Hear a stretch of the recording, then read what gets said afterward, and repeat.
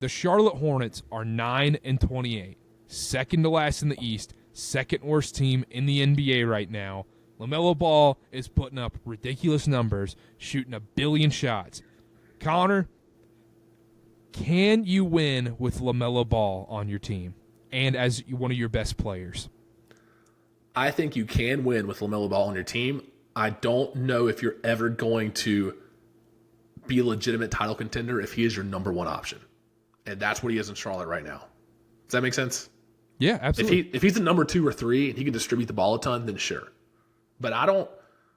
It's hard pressed for me to see him leading a team to a playoff run. He can't be your number one option.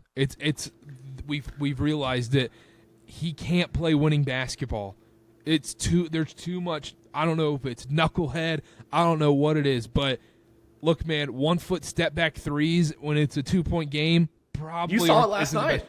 The shot selection, especially in person too. Like, you can just read the body language on these guys, and you can also tell that nobody on that court really cared about being in Utah last night except for Mark Williams. Mark Williams was dominant on that Hornets team, but he was. Especially the Jazz are just playing the G League team. That's just what it is now. They're full-blown tank mode, but the LaMelo on Charlotte, it's just not winning basketball, man. It's not a sustainable formula. But you know what I will say, Connor? It's damn fun to watch LaMelo Ball play basketball. It is so fun. People complain about, he's a highlight merchant, and he looks great on TikTok and all this stuff, and he's great social media. He's a great social media player. He does. You know what's also fun to watch? It's just him playing basketball, because he's one of those few players in the league where when you watch Jason Tatum, you know what 2 things Jason Tatum's going to do. You know, there's not that much creativity to his game.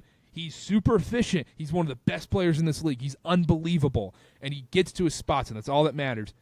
But you never know what LaMelo Ball's next step is going to be, and that is fun to watch when you watch LaMelo. I agree with you on that, and as a Hornets fan, it hurts to say this, but I don't know if he'll ever win in Charlotte. And I don't know if that's more of a LaMelo problem or more of a Charlotte culture, losing culture mentality problem. And I'm not going to beat the drum and say LaMelo go to LA or go here or there, but I think maybe with a little more structure and more guys on the team that really give a shit about winning, and like older veteran players, if he goes into a situation where guys are established and they want to win on a short timeline, I think then he could contribute to winning. But because he's the alpha right now, he can kind of do whatever he wants to, max extension, handed the keys to the franchise. All of a sudden, where's the accountability? That's my problem. And I don't want to be the guy that's like, LaMelo go to LA or go to Miami or go to New York. I'm not saying that, but the situation he's in right now is not winning basketball, and LaMelo Ball is not the person to change a franchise around like that, to change a mentality. And the frustrating part is, we talked about this on our last episode, is that there is talent on this Charlotte Hornets team around him. You got Mark Williams, who is a really good center when he's healthy. Miles Bridges, Brandon Miller, those are solid players on that roster. They should be better. And 9-28 is terrible. Look, they should be 14th in the East. They're 14th in the East, Karter. And now you're in this predicament now, if you're the Charlotte Hornets, where it's, okay, do you tank or do you try to go to the play-in?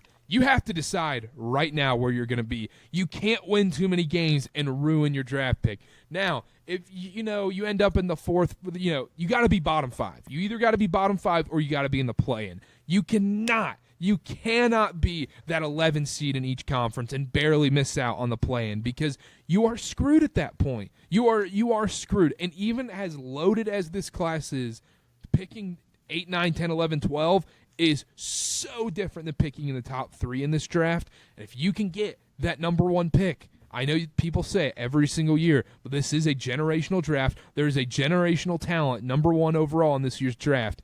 If you can get there, the franchise changes forever. Look at the outlook of the San Antonio Spurs. They stunk forever. Get the number 1 overall pick. Look what happens. Now they got lucky. They got Wemby. Maybe it was rigged. Who knows? Some are saying, some are asking. Inside sources.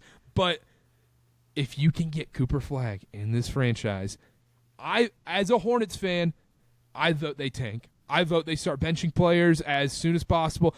Look, winning games is fun in football. Winning games in basketball, a lot of the times I feel like it's meaningless, and because it's this weird dynamic with Charlotte too, with Lamelo, because LaMelo's come into an organization obviously historically beyond mediocre, and when he came in, they weren't losing games. I mean, they were in the play-in. Like James Borrego had things kind of rolling, kind of cooking at that point, and I feel like he didn't learn losing basketball like teams like guys who were on the Sixers, True. where it's tough to overcome being in a tankathon team where you're just. I think a guy like Brandon Ingram, who you almost grow up as like a child in the NBA. You grow up as in these losing cultures, and you're taught it's okay to lose, and that's tough to overcome in your career, and very few guys can. But the thing is, LaMelo didn't grow up in that. Like, LaMelo came into the league, and this team was competing. Competing, yes, but they're not historically, like you said, they're mediocre. They're not like a franchise with a lot of pride or winning mentality or winning history. And this is tough. I don't want to like diss LaMelo Ball and his like winning mentality or whatever. I'm sure he wants to win.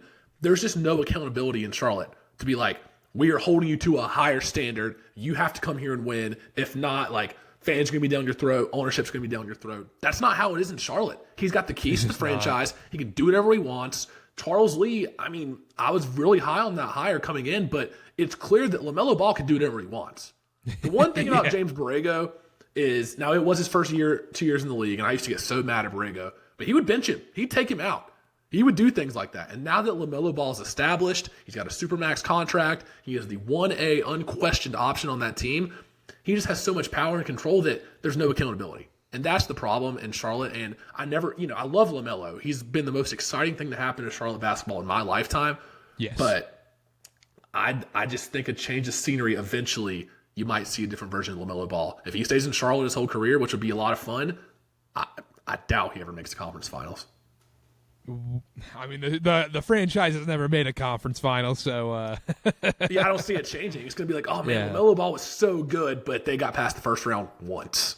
That's the thing. That's why it's got to happen in this year's draft, man. This draft is so good. I'm going to push back against that. I don't want them to tank. As a fan of basketball watching, I can't stand it because it sucks that the NBA's I'm not even blaming you. But it sucks that the NBA has created a product where you actively root for your team to lose game after game. It's not like the NFL where, they need to lose week 18 or the last 2 games, and it's just like a temporary thing. In the NBA, you can start wanting to tank from like month number 1 right off the bat. And you're rooting for your team to lose sometimes multiple seasons in a row if you're a Sixers fan back then and teams like that. That is just awful. That's just not sports. I'm tired of the Hornets losing. Everyone's healthy now. I actually think they make a run at the play-in, and I think that's the right move. But you look at the standings right here, and we talked about this before we were recording. They're still almost 9 games behind the Bulls with the Sixers ahead of them. The Sixers are going to end up in that play-in spot at least. So they got to jump all of these teams. They're going to jump the Nets. The Raptors absolutely stink. So they'll be 12th. That's the problem. They're not going to win enough games. And look, you want to create winning basketball and you want to win some games and you want to feel good. That's great and all. But you know what's not great is finishing with 29 wins and getting the 7th pick. But I'd love them to finish with 30 for my wallet. Love them to finish with 30. That's the thing. Like, I know it sucks right now, but make this executive decision now. It sucks. It's not sports. I 100% agree. There's got to be some way to combat this because, look, we talked about like Oklahoma City's win margin right now, and Oklahoma City's beating good teams, and they are the best team in the NBA at the moment with the Cavs and the Celtics and whatnot. But look how many teams aren't giving a damn about this season. That is so true. Spot on. I mean, look at this. The Sixers have dealt with the injury bug more than almost anybody else. It's more the Embiid bug. Embiid, McCann, whatever, everything. The Sixers, Nets, Raptors, Hornets, Wizards. Yuck. I mean, obviously the Sixers aren't tanking, but 4 out of those teams are horrifically bad. 3 of them are purely actively tanking. The Hornets just can't play one. All right, so let's say Embiid plays 5 more games the rest of the year, and the Sixers just go completely south, which is a possibility. All of a sudden, they're out. And let's say the Miami Heat, they suck without Jimmy Butler. They've picked up a few wins, but they legitimately are horrible without Jimmy Butler. Bam is not what he usually is this year. They could go down. If you're the Hornets and you do get to that 9 or 10 seed in the play-in tournament, you're playing the Pistons, the Hawks, the Bulls. This Hornets team can beat those teams in a play-in game. All of a sudden, you're in the playoffs, it's a 7 or 8 seed. Anything can happen. God forbid, I don't never root for injuries, but if somebody on Boston or Cleveland goes, maybe not Boston, but if somebody on Cleveland goes down, let's say like 2 of their top 4 guys go down, all of a sudden the Hornets are competing. If LaMelo has a hot stretch of a week and a half, averaging 40, which he's done in the past, you never know. Like, you really never know. I want this team to make a run at the playoffs, Carter. That's so many ifs, though. Yeah, but it's a lot more fun than losing. That's fair. That is fair. It is a lot more fun than losing. But I feel like they've kind of put themselves in a really good position. If they really went for the tank, you get the top 3 pick, and it's complete loser talk by me. It is, but if you just do it this one year, the team is really, really talented. You got a really good team. But how many years have we been saying that? It's like, oh, next year will be good. Oh, next year will be good. And I get it's a generational draft, but it's almost like eventually they have to put the rubber to the road and try to compete. Because every year it's, oh, the Hornets might be okay, and then a month in, we're looking at the effing mock drafts again. Yeah, I mean, that's 100% fair, but do you think the Nick Richards trade is a step? By the way, for those who didn't see, Nick Richards in the 2nd-round pick traded for Josh Okogie in 3 seconds from the Suns. Do you think that's a move in the direction of we're going to try to compete, or are they trying to clear assets? What do you I know think? it's just Nick Richards. I think the writing's been on the wall for Nick Richards for about a year and a half now, as far as he didn't have a spot on this team. And I think that was sealed whenever Moussa Diabate kind of came on as a legitimate rotational guy in the NBA. So I don't know necessarily how much stock I put into that, but it does seem like they're acquiring a bunch of assets. 2nd-round picks. And tank. So. I'm on the tankathon. I got some numbers to throw at you here. I'm really excited about this. So right now, we talked about Paolo earlier for usage percentage. Right now, LaMelo Ball's usage percentage, Carter, is 38.3%. That would be the 6th most all-time in NBA history for a single season. 6th most all-time. That is only behind 16-17 Westbrook, 18-19 Harden, 22-23 Giannis, 05-06 Kobe, and 14-15 Westbrook. LaMelo Ball is on pace to be the 6th most usage percentage in a single season in NBA history, ever. And another kind of damning stat that I see this year, LaMelo Ball is shooting a career-high 54% of his shots from 3, while shooting a career-low 34% from 3. Yikes. I just think the shot selection is pitiful. Those numbers just shocked me when I saw it. He's averaging 24.5 field goal attempts per game. That's more than 4 more per game than his previous career high of 20. It's just, he is getting his shots up. You said this is with everyone helping. Wait. You said 24.5 shots a game. You know how hard that is? He plays what, like 35 minutes? I know, but still, like, think about any kind of basketball you played, and 24, 25 shots a game on average. That is so many shots. And to back it up, he is taking the most shots per minute, 0.72, since Wilt Chamberlain in 1964-65. Most shots per minute since Wilt. And another stat, he is on pace to finish with the 3rd most field goal attempts per 36 minutes in a single season, only behind Wilt Chamberlain twice. 3rd most in NBA history. Shots per 36. And off the court, he's got a lot of the same stats as Wilt Chamberlain. It seems like it. No, according to LeVar, he has a very nice relationship with a nice woman, Carter. So, come on. No, I just think if you're being compared to Wilt and it's not actual numbers, and you're it's just 9 attempts. and 28.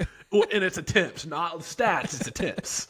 That's just, I don't know. And there are positive stats. I mean, LaMelo's 17th in PER this year. He's 5th in offensive box score plus minus and 10th in total box plus minus, which those stats are pretty good indicators of a guy giving a positive impact on their team. But I think that might just be a product of how much he has the ball in his hands. Yeah, that's what I would lean towards too. But like I said, I will reiterate, when I watch him on TV, when I go to a Hornets game, I do have a ton of fun watching him play. He is electric. I do too. He's an electric factory. And while we're on the Hornets, they should be better. They had 4 guys score more than 20 last night. It was against the Jazz's G League team, so I'll put an asterisk on it. But they had the talent. Mark Williams' last 2 games, he's had 31 and 13 and 24 and 16. He's averaging 19 and 12 on 74% true shooting percentage over his last 6 games. So it's like they have a legit center if he stays healthy. They've got Brandon Miller, who's third in the NBA in three-point attempts per 100 possessions, so he gets his shots off, and he usually hits a lot of them. They got Moussa Diabate, he's second in the NBA in offensive rebounds per 100 possessions. He's going to be a legitimate backup center. That's a legitimate backup center guy. They have a few depth pieces. Cody Martin's okay, but I don't get it. I don't know why they don't mesh together. I don't know what it is. And maybe to put a bow on this thing, maybe it is because Lamelo Ball is the number one option on that offense. Scoring, has the ball in his hands 95% of the game. Maybe that doesn't lead to winning basketball. Let me paint this picture. Your Hornets starting five: LaMelo Ball, Brandon Miller, Miles Bridges, Cooper Flagg, and Mark Williams. That's a top 4-5 in the East starting five. Is it though? Because we're the same issue. Cooper Flagg's not going to come in and be the number one option. It's going to be LaMelo Ball again. I think things would be a little more balanced. Okay. I think there would be a much bigger balancing act, and because I just think with the injuries and stuff this season too, LaMelo's like, dude, I can do whatever I want. When Miller went out for that little bit, Bridges went out for a little bit, Mark Williams is out. Guys have been in and out so much where LaMelo's kind of been, ironically, the constant in this team where he's like, I'm just going to shoot. Yeah, and that's fair. And so going off the Cooper Flagg thing, you're a Duke guy. You've watched him, I assume, every game this year.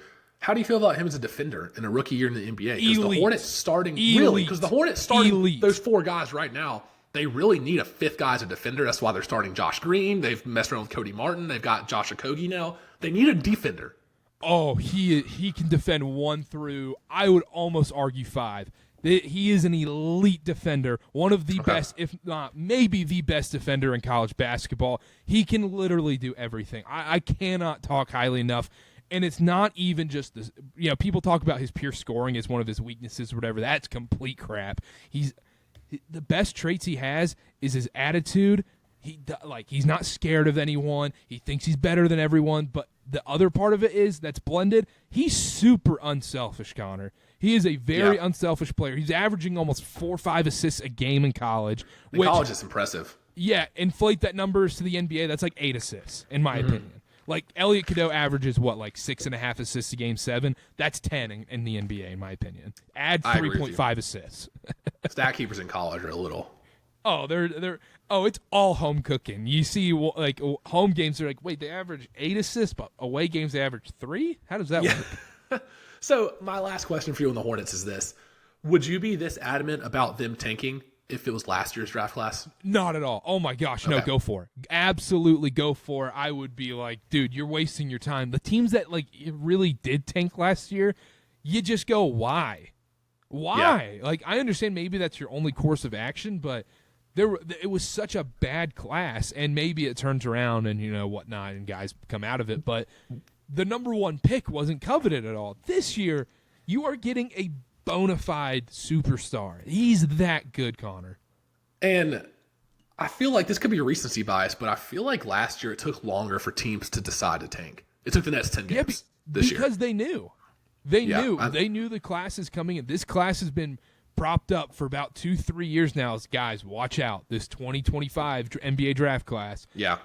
I really think the top 8 guys that are going to come out of this class probably would have been the number 1 pick last year.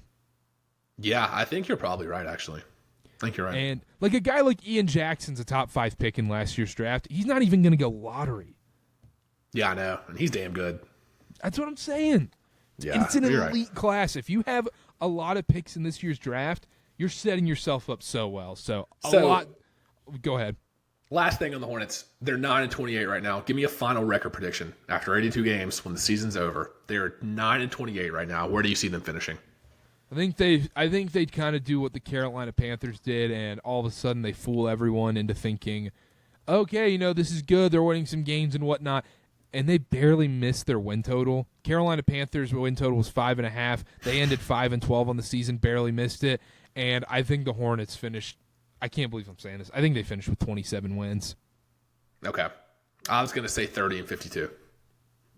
Yeah, I feel like it's going to happen. I feel like these other teams and they're going to get the 8th pick. Yeah, I feel like these teams are better equipped to tank than Charlotte. If everyone's healthy, Charlotte should theoretically win some of these garbage games. Like, I think the Pelicans are going to win some more games. They'll get out of that tank zone a little bit. The Jazz, I think, might end up with the number 1 overall pick. It's them or the best odds. It'll be them and the Wizards battling it out. And then the Nets will get down there and the Raptors will get down there. The Blazers.